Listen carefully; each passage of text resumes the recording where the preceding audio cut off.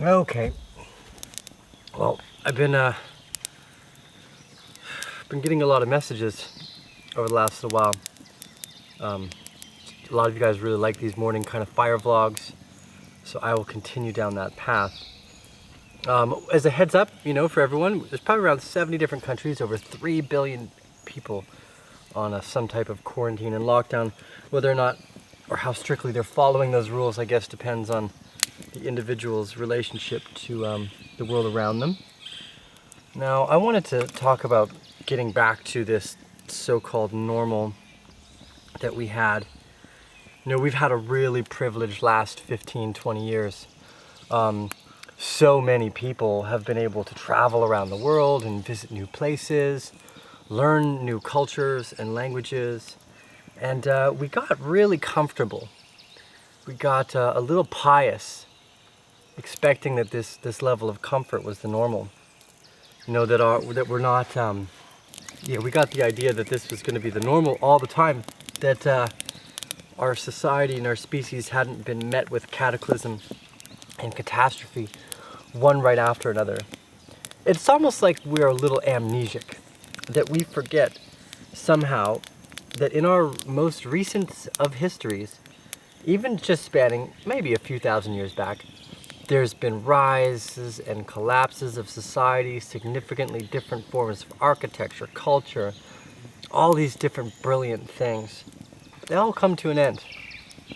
So I've been seeing a lot of people, when are, this will be over in a few weeks, we'll get back to normal.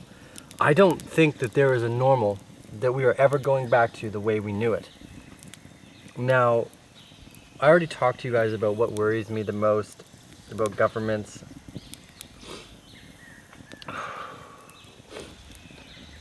And what they like to do during these situations by taking freedoms away. Now, a lot of people think that this is the moment that they're actually taking freedoms away by saying, hey, look, let's lock down, let's take the responsible move here. But it's actually the responsible thing to do. As a global society with over 7 billion people, we've hit a point in our system where we really need everybody working together. And our system relied on that kind of level of collaboration, that level of systemic function really comes from the fact that so many people are on the planet doing all these different things. Whether this smoke's just gonna follow me, isn't it?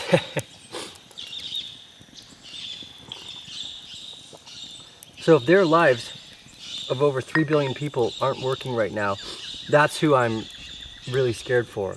I'm scared for the workforce. But look, we're in a real sticky predicament, because if we don't handle this properly, this sickness doesn't just affect the old. We've seen lots of reports of friends who are succumbed to this disease, who are young and healthy, strong, fit, they eat healthy.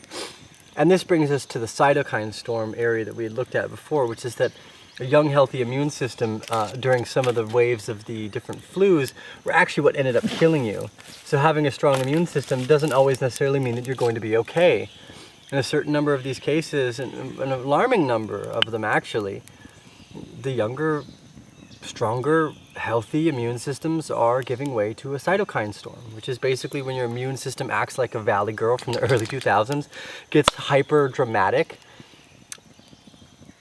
and starts killing you by releasing what are known as cytokines. So cytokines are an immunomodulatory response. Again, I'm not an epidemiologist, so I'm kind of just learning as I go here, but this response causes all sorts of changes in the body that are a lot of these cytokines are anti-inflammatories, and then they fill your lungs with these anti-inflammatories, and then you end up dying of acute respiratory distress or organ failure, cardiac arrest. So we have to remember that the lockdown itself isn't necessarily a bad thing. It's what we should be doing as a species. It's what we knew was coming. We knew this black swan was in the sky. So in terms of getting back to normal, I actually hope we never go back to the way it was. Watching all these Instagram influencers just run from beach to beach, from nice place to nice place, barely spending any time really understanding the depth and enjoyment of one place, you see this total superficial aggregation of, oh, look at me here, look at me there. And it's really quite disgusting. I think Mother Nature and consciousness itself is giving us the opportunity to really reflect on how much depth there is when we stay put in one area. We'll often run from one thing to the next, you know, relationships, jobs, hobbies. People will run beaches from one waterfall to the next. That's what TLC called it, right? Chasing waterfalls. Because that's not making them happy. It's not making them satisfied.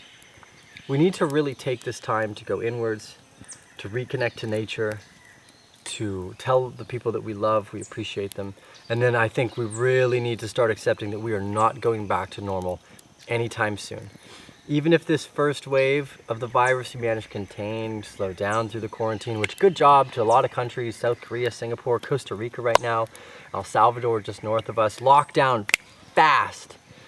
And that's what you want to do, because the negative effects on the society here about people losing their jobs is not as bad as an overwhelmed healthcare system and people dying from simple dumb shit.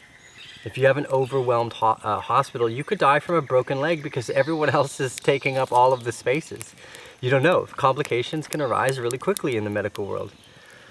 What might have been just an easy visit to the ER room and a day or two in the ICU might end up in a death certificate. And we really need to be aware of the consequences of what's taking place right now, because it affects the entire planet. So don't bitch about your soccer games, don't bitch about your surfing.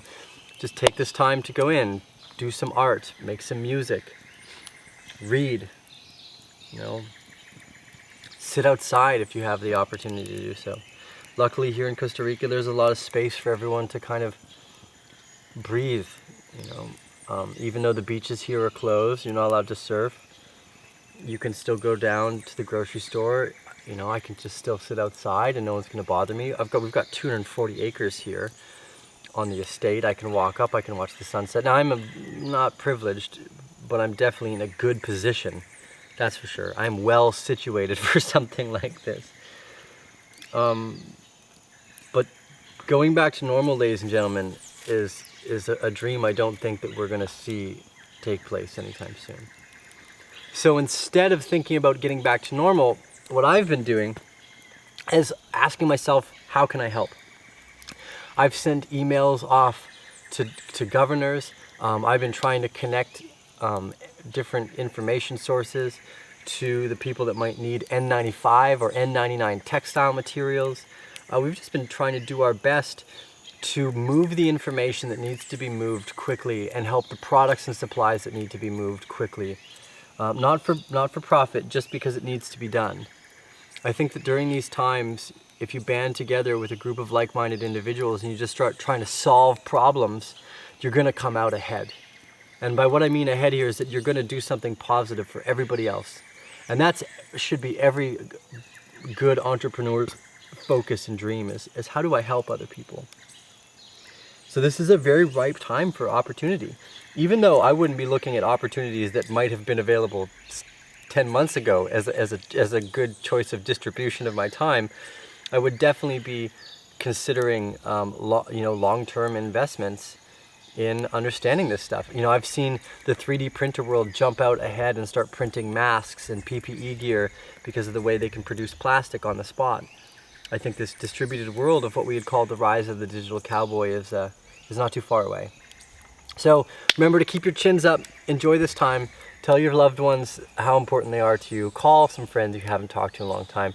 This is a fantastic opportunity to really dive into the digital world, to understand that there's so much information freely available. You know, if you want to study something and learn something, most people have access to the internet on their phone. It's a great time to learn something new. You know, on YouTube here, this is where I found a home. I'm kind of sharing this content. I want to thank all you guys for being supporters of the Bear family. I know this content is wildly eclectic.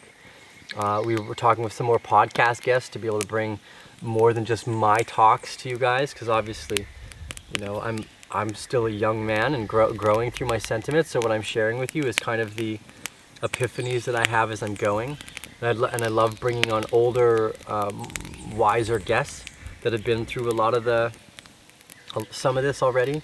But remember, guys, this is new for everyone. There is not a single person that's lived in this world, aside from maybe people that have, lived through World War II, that have an experience or a relationship with a moment like this. Or maybe those who have lived in extremely traumatic experiences like the earthquakes. This is the time when we band together and we really try to see how much compassion and care we can produce for one another. And that's in so many different ways, from information to actual products and services, helping people when they need the help.